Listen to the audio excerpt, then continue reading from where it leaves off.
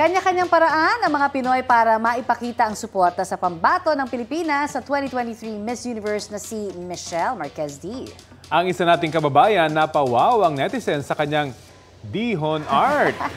Ayan o, terno sa green evening gown ni Michelle sa preliminaries ang giant leaf art ni Jonil Severino.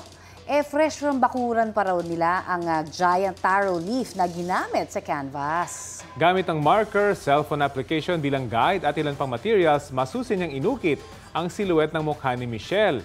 2 oras man ang inabot ng obra, sulit daw dahil meron ng mahigit 100,000 views ang video nila at pinusuan ng libu-libong users sa TikTok. Kapuso, alamin ang maiinit na balita. Bisitahin at mag-subscribe sa GMA Integrated News sa YouTube. Sa mga kapuso abroad, samahan nyo kami sa GMA Pinoy TV at sa www.gmanews.tv.